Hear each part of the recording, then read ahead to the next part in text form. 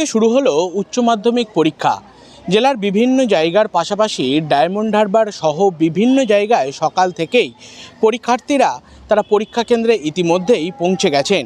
Diamond Harbour sub ডিভিশনে মোট পরীক্ষার্থীর সংখ্যা প্রায় 12,000-এর কাছে, যেখানটায় মোট 39টা স্কুলে এই পরীক্ষা কেন্দ্র পড়েছে এবং এবারের পরীক্ষা কেন্দ্রে বেশ কিছু নিয়ম রাখা হয়েছে পরীক্ষার্থীদের জন্য।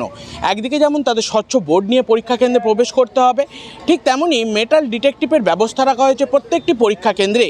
অর্থাৎ তারা কোনো স্মার্ট ওয়াচ বা কোনো ধরনের গেজেট নিয়ে পরীক্ষা কেন্দ্রে প্রবেশ করতে পারবে না।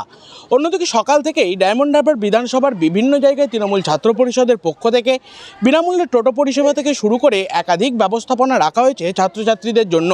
অন্যদিকে সকাল থেকেই প্রত্যন্ত সুন্দরবন এলাকার মৌসুনী, পাথর প্রতিমা বিভিন্ন জায়গায় পরীক্ষার্থীরা পরীক্ষা কেন্দ্রে আসে। মৌসুনী এলাকায় একেবারে নৌকা করে ছাত্রছাত্রীদের পরীক্ষা কেন্দ্রে পৌঁছে দেওয়ার জন্য ব্যবস্থা করেন পঞ্চায়েত প্রধান। অন্যদিকে মথুরাপুর লোকসভার এমপি নিজেই আজকের পরীক্ষা কেন্দ্রে পৌঁছে যান ছাত্রছাত্রীদের শুভেচ্ছা জানানোর জন্য। সব মিলিয়ে একেবারে কঠোর নিরাপত্তার মধ্যে দিয়ে জীবনের বড় পরীক্ষা কেন্দ্রে আজকের প্রবেশ করল উচ্চ মাধ্যমিক পরীক্ষার্থীরা।